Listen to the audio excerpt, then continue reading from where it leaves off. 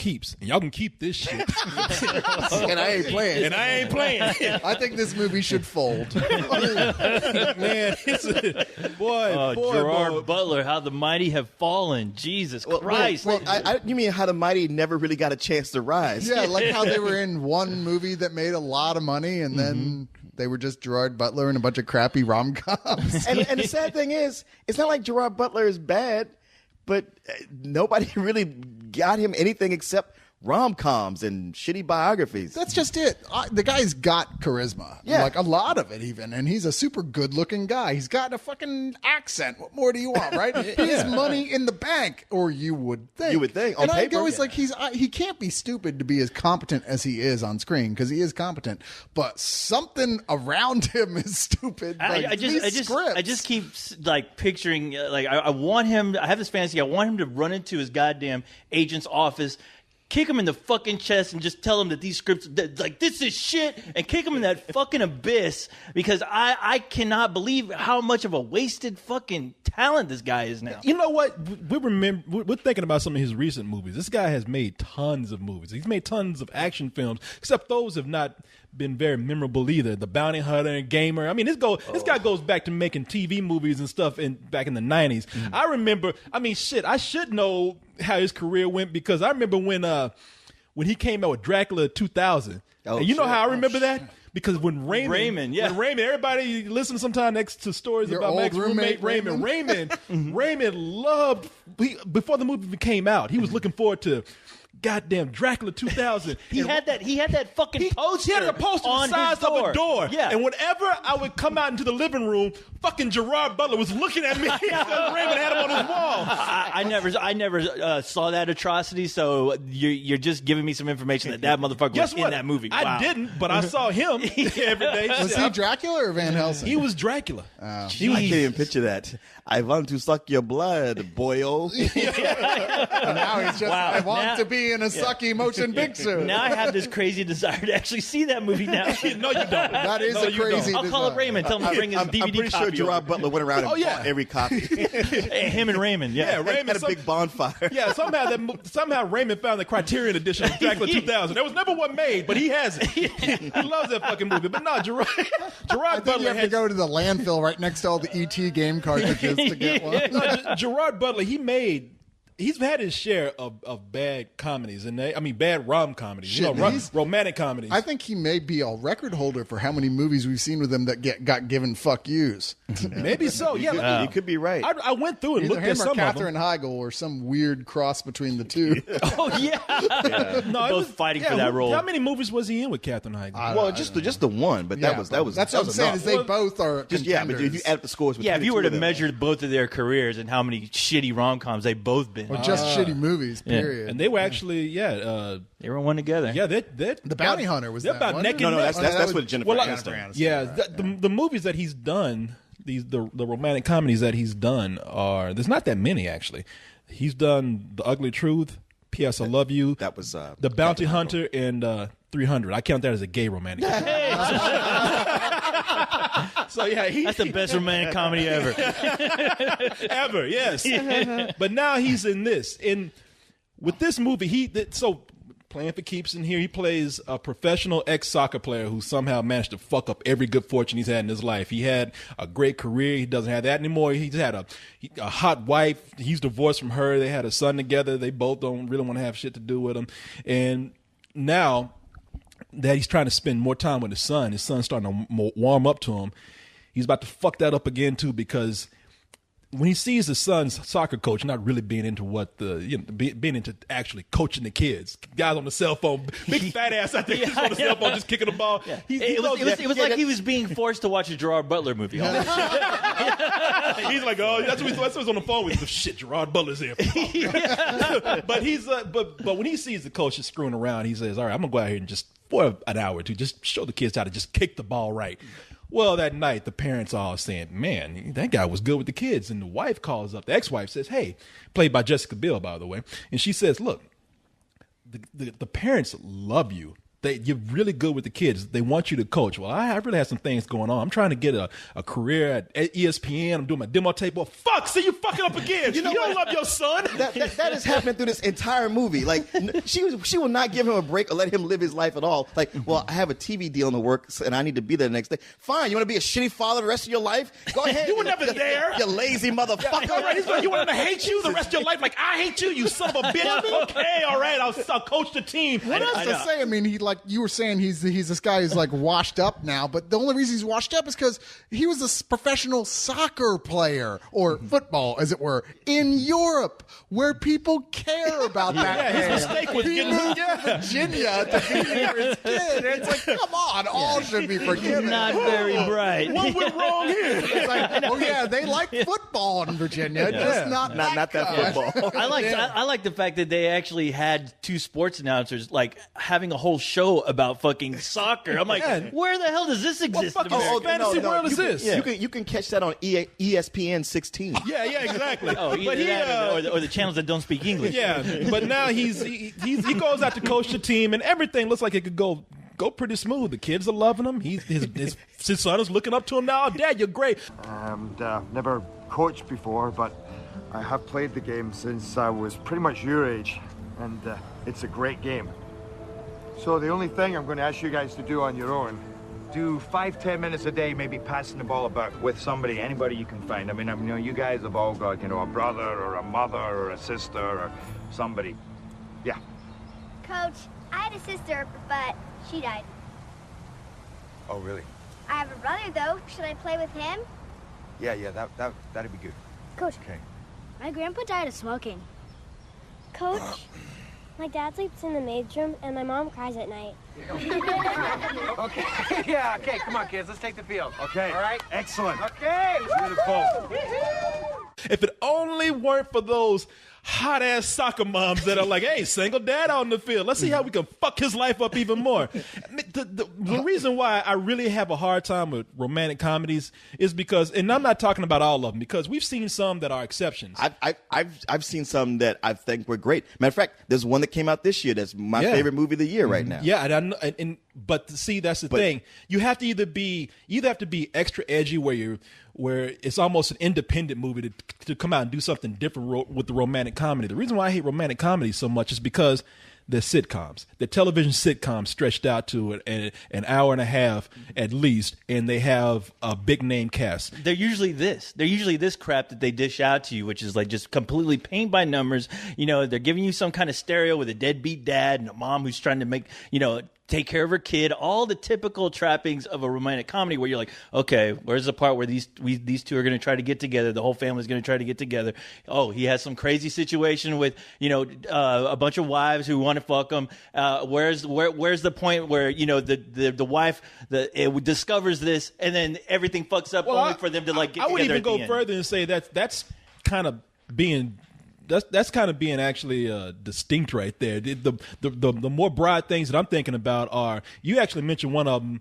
You go through a bunch of goofy situations until you hit a point where people don't understand each other, don't bother to talk it out until by some miracle they actually get back together at the end, because that's what everybody wants to see. Sometimes that's okay, sometimes it's not. But here they do it to the point where they just don't give a fuck. They actually do. They actually underdevelop some parts of this movie, so you don't feel anything. So when they actually have to conveniently put the two pretty romantic leads together, you feel just happy without having any consequence to think about. Well, the worst part here is that it's not even as formulaic as you're saying until it gets to that last minute. We're like, well, we got to make this show who this movie's for the bored housewives who are having estrogen issues. Yeah. But where like the happy ending, the double happy ending comes out of fucking nowhere that makes no sense with the movie you've seen and leaves a character who appears to at least to be a perfectly nice guy hanging in the wind. It's just like nobody really wrote this movie so much as they were like, let's just take a romantic comedy and make it not funny, and we'll make people think they're watching an edgy like romantic drama until the end where it's clear that no, we're just lazy. Well, something you said last night was that the movie painted itself into a corner. Oh, totally. Because it keeps trying to tell you like, oh, he's a bad father, he's a terrible father. Never really giving you an example of that. He's just a guy who had a professional career, But and then you have the wife, Jessica Biel, who's just hammering him. And at some point, they must have woke up and were like, wow, we've told everybody he's unlikable. We've made her unlikable. But we got to make everybody happy. And she's got a nice guy for a fiance. Shit, what do we do here? Well, the only thing... like, well, somebody's got to lose. The only thing... And who doesn't have... Who's the one person in this scenario that nobody knows? The only thing they could have done in that situation to make it work is, and which would seem to be the obvious thing, is have a relationship develop with one of these various sex-crazed wives, make the one that's sane. And it looked like it was going to be Catherine Zeta-Jones. Sure. Like, that's where the movie was going. She was going to be the one that he would actually develop a real relationship with. And you're like, okay, I mean, this will be bland, but at least it'll be believable. But that's not even happening here. It's just, it wants so hard for you to laugh at things that aren't funny, but that it forgets that there's no one to root for. There's no way you can end. There is no ending that would make anyone satisfied. I actually thought in the first 30 minutes it was funny. I mean, it was really because I couldn't find. I'm with you. I'm with you. Yeah, I wasn't loving it, but I said, okay, this is not great, but I'm chuckling at some of these things. It's definitely not good because, as I said, it's just. It's very goofy. Well, I think start out with. Well, I think what you're talking about, what was making it good, was that they are actually introducing you to Gerard Butler's character. You know, you're getting to know this guy. You're learning about his career, learning he has a family, learning he's just trying to get through the day without his fucking wife yelling at him, telling him constantly that, hey, you're a bad father, you know, where I'm like, dude, what did... Well, you know what it was? It was a guy who was down on his luck. Well, okay, it was fun to laugh at him. You know, you were laughing at this guy who was down on his luck, and he just couldn't seem to dig himself out of a bad situation. I mean, this is before it hit the real bad romantic comedy part of it. It was just, we were watching this guy who was meeting all these crazy chicks who have these different personalities, who was trying to do well, and you even look at him, it's like, man, you have some of the best worst luck in the world. You know, it's like you're getting fucking ass thrown at you everywhere you look, and it's all right. I mean, it's exaggerated, but it's okay. Like I said, now we're seeing the part that Corey liked. Yeah, I know. Relatable. I was because they do have a cast in here that. At the beginning, they can handle this material because the material is written badly, but the actors are kind of embracing it. And they're making this something more through their performances. This is the part that irritates me when you get a bad comment like this that has so many it has so many good people in it. Because looking at the list right here, you have Catherine Zeta-Jones, just as we had mentioned, who's a power mom, just looking to, for some quick one-night stands with the guy. You have Judy Greer, who's a nutcase who just got divorced and is pretty much stalking Gerard Butler in here.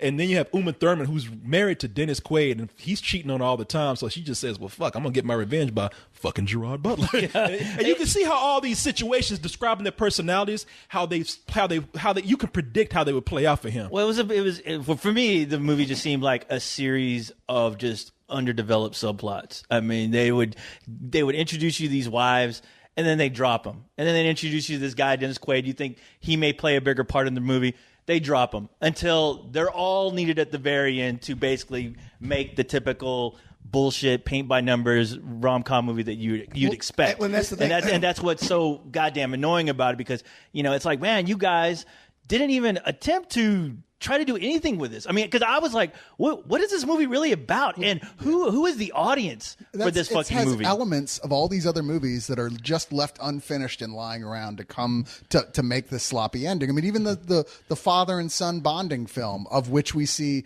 practically no scenes of them actually doing any bonding, except for one scene, which is really dangerous and inappropriate. Really? Well, he's letting the kid drive his Lamborghini. I fucked up, kid. Yeah, I don't know what kind of childhood you had, but that was messed up. I kept waiting for that car to fucking flip over, and I'm like, oh, wait till Jessica Biel. Wait till she gets a hold of you. Had no seatbelt on, and they're going 100 miles down the road in a Ferrari. And he's doing this because he fucked up. Hey, kid, I just got through fucking one of these moms. Yeah. We missed the soccer game. You want to drive? Yeah, I know. But the movie actually, there was a turning point for me, and it went from being just something silly and forgettable. I can tell this is where we tip into bullshit right here. Is when he's talking to Uma Thurman, and he's on the phone with her. Now, see, Gerard Butler has it so bad that he's staying in somebody's guest house, and every time somebody meets him, they thinking, oh, you're you used to be a live in this famous mansion? soccer player. Yeah. Because he's This is staying at a nice. guest house of this Indian guy. And everybody's like, hey, I love your house. He's like, well, I'm just staying in the house next to the pool right here. But Uma Thurman calls him up, as all these wives are doing. And she says, hey, psst, guess where I am? And he's like, where are you? And meanwhile, he's talking to the guy whose house he's staying in, and because the Indian guy's fuck with him about his rent. Where's my rent? He's like, I'll get it for you. He's talking to the guy right now. I'm gonna get you the rent, and then he's like, I gotta take a call real quick. Call ends up being Uma Thurman. She's like, guess where I am? He's like, well, I don't know. She's like, I'm in your room. You have a really nice house. A lot of pictures of Arabs in here. And that was the thing. She said, well, first of all, it's really bad that, okay, you can see where this is going right now. She's in the wrong house. Oh, how's Gerard Butler going to stop the silly Hindu guy from finding her? But what really got to me is when she said, yeah, this is a really great place. And she looks at the wall and she says, it's a little bit too Hindu for me. And then when they put the camera on the wall, they actually play sitar music, and a gong. I'm like, y'all can't even get y'all's culture right. Gong is for Chinese. You see pictures of Al Qaeda all on the wall. You're like, wait a minute. They're like, you see that snake in that basket start coming up. All right, guys, stop. The guy's actually Arab. So all these references to Indian. We're pointing out how he was Indian, man. No, they said Arab. Yeah. Well, look. The point was, and even that actor plays Abed's dad on Community, where he's Arab. Leon, we're basically trying to express how ridiculous that scene was. That was the point of that. That's just one of a number of poor ways that guys use and attempt to inject comedy in an unfunny movie. The worst of which that started being creepy, where like there are all these scenes where like Gerard Butler's like kissing somebody in the front or fighting off, like escorting Pretty Woman out of his house, and he's always looking in the dark out of his house through slitted Venetian blinds. Yeah, I was like, why did they write this? I'm like, that dude is jerking off. Yeah. Oh my god. Yeah, I was like, man, this is like, since when did Norman Bates become a part of this movie, and how is he going to fit in with this creeping around that they show a number of times, but they don't really explain like besides just being creepy, what's the point of it all? That guy, he's just one more, and it really, the movie was making me sad. It made me disturbed and sad to see people who were used to think of as great, Uma Thurman and Dennis Quaid and Catherine Zeta-Jones. And even Judy Greer in this movie playing cartoon characters for the most part. Dennis Quaid has played his share of cartoon characters. Dennis Quaid, he's played cartoon characters, but this was the most like, hey pal, I'm rich, I'm your best buddy, but I'm crude and I'm crass and I talk loud and I hit you every time. I gotta hit you every time. Come on, let's ride with me. Take my car. Bail me out of jail. You know what really makes me sad? Is that you're right. This guy's from Pakistan. The guy that we're talking about it, his name is Iqbal Teba. Hey, he may be from Pakistan, but he was playing a fucking Indian. See? And that's another thing that this movie can't get right. That guy's from Pakistan. They made him an Indian. I know, right? The movie did that. It wasn't us. Racist, messed up. Racist director. Hey, It's racist, man. There was a moment where I was like, why is Corey so quiet? Oh, he was trying to prove me wrong. Yeah, you got damn right. I was looking at it. I was doing some research right now. I thought the recording had failed. I was like, why is it stopping us? I've got a satellite on this guy right now. He's actually in Pakistan. Dressed up like Inspector Clouseau and everything. He's probably got the best chance of any of these actors of having a successful career again, though. I swear to God, this movie is a list of people who once either were there and then lost it, or never quite got there and now are just we're proceeding to be in worse and worse and worse films. Yeah, everybody. It's that right before you get on Dancing with the Stars. Yeah, or exactly. people who are already on their way to Dancing with the Stars, which is going to be Jessica Biel. Because I'm just like, really, this is you and fucking Gerard Butler. You need to like fire your agents. You need to fire them quick. Absolutely, and actually read your fucking scripts. I mean, because it's sad to think. Yeah, I mean, I kind of had to like realize that Jessica Biel is kind of a talent. But seeing her more and more in these movies like this, I'm just like, all right, she's gonna disappear. She kind of flip flops. She does some good things. She does some bad things. She just works a lot. I don't even see her work that much. I thought actually, she's in a movie that we're about to talk about. Actually, well, true. But I mean, there's parts in this where I was like, wow, she's really throwing her all into it. It's too bad it's this. Yeah. It's too bad she's written like a fucking bitch in half the first hour of the movie, where you can't help but dislike. I'm like, what, did they have one of the guys from the Walking Dead writer character? Because that's how you felt. You're like, man, you are acting like a complete bitch to this guy who's honestly showing the audience that he's struggling, trying to be exactly what you wanted him to be at some point. The problem with that is that the movie is missing some very key scenes, because the way she's coming at him, it's like, look, you need to explain why she's this angry. And you have his buddy going like, man, that guy used to get more ass in the toilet seat. It's like, but then you play it off like it's a joke. But if they actually spent some time showing what her life was like with him during that time, then you'd have some sympathy. It's just the movie. It's just it is underwritten, even for being underwritten. Yes.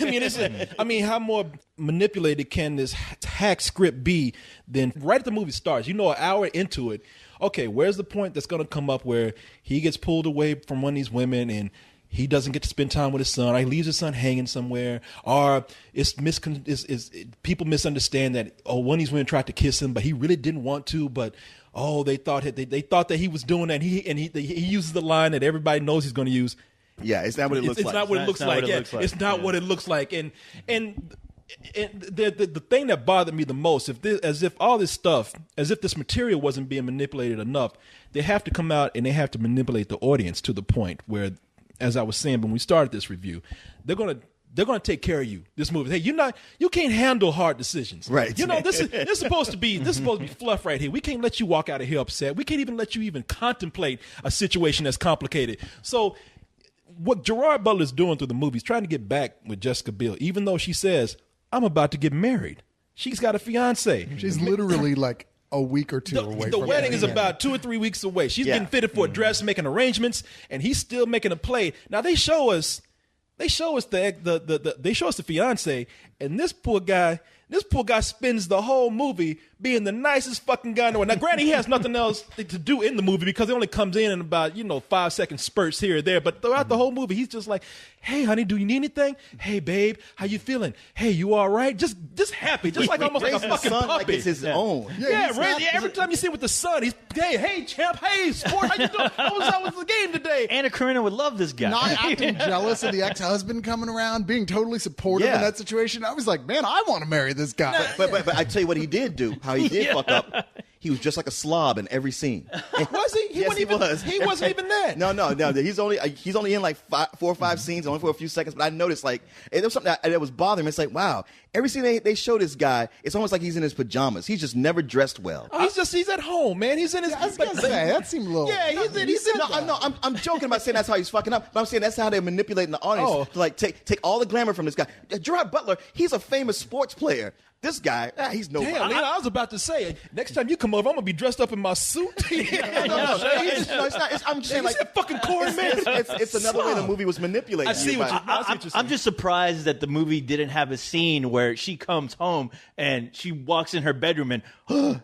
Yeah. He's there fucking somebody. I was waiting for that scene to happen. No, that's what they want you to think. See, that's the thing. The guy's so nice. Now, for all you romance novel women out there who don't want to know anything else, even though you can fucking tell what's going to happen, please step away if this is a spoiler for you, because I'm just going to bring it up because it's fucking stupid and you can see it happening in the movie. But this guy's been fucking smiling the whole time.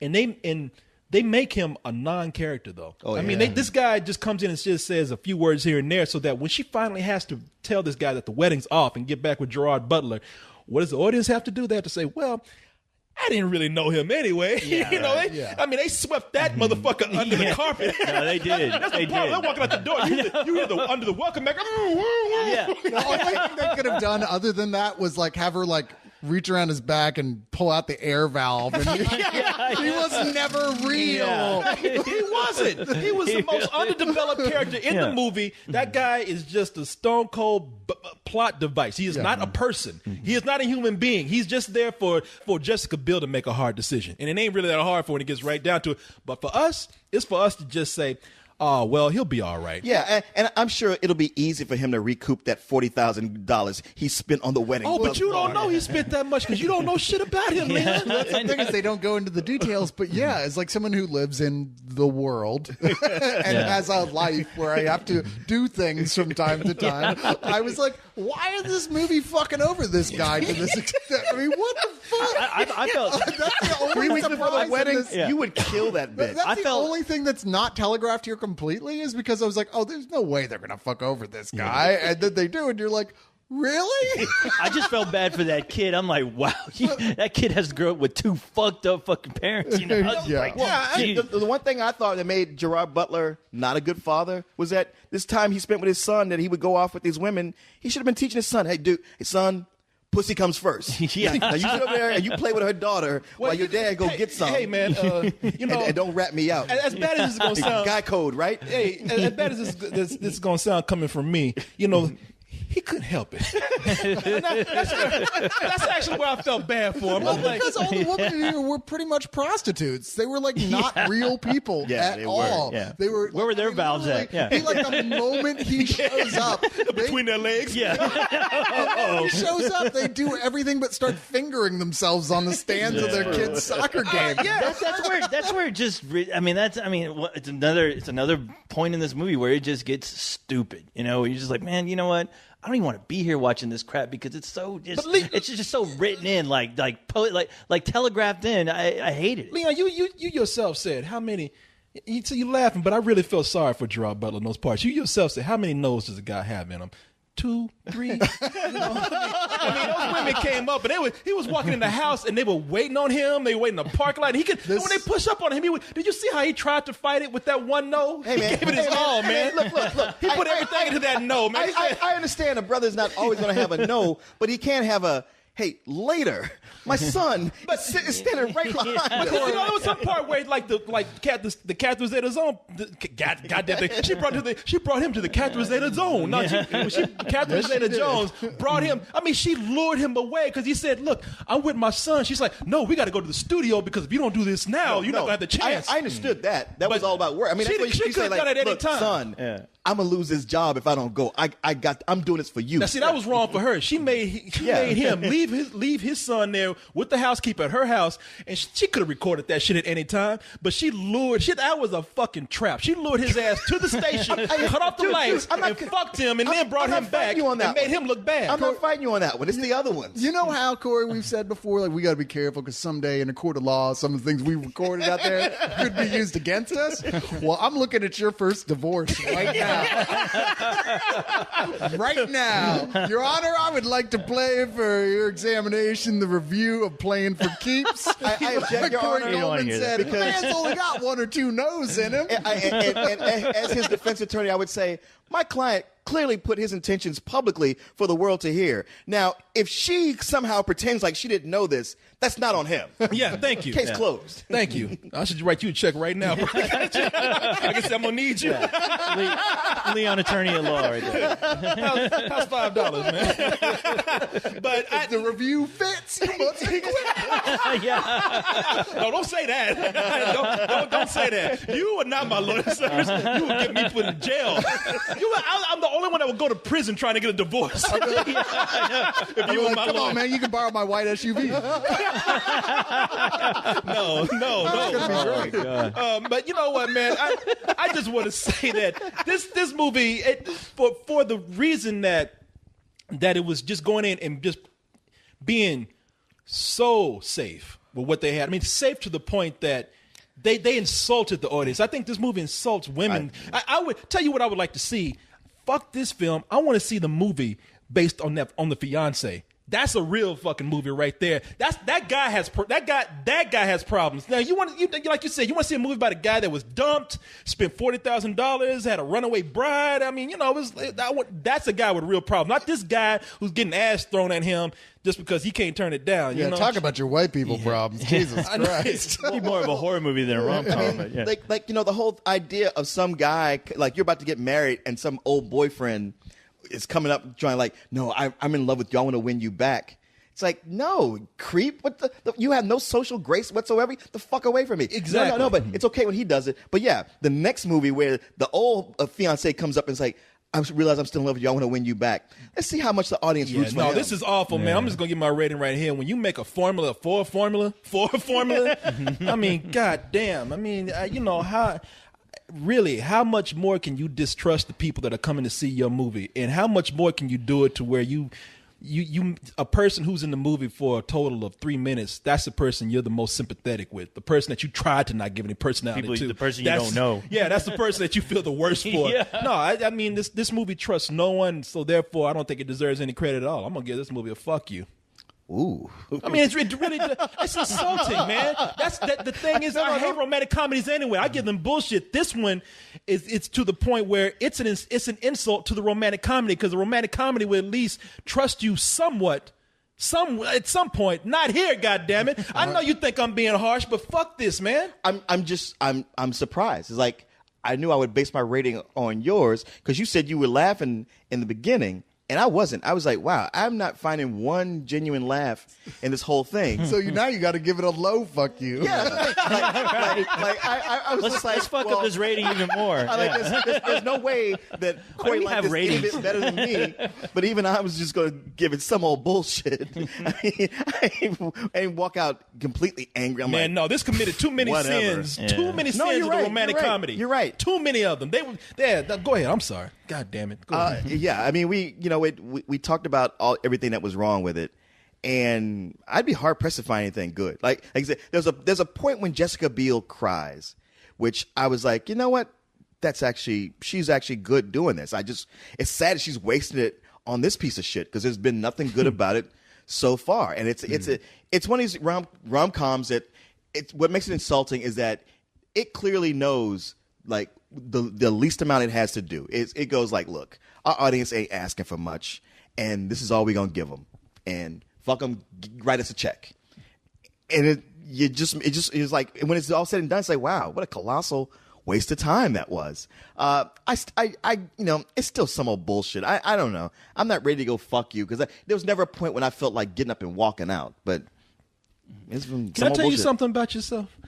No, this is not an insult. You don't even psychologists don't do that. I've never known those words to not precede an insult. No, you find this funny. Do you know that you actually perspire when you see stuff you don't like?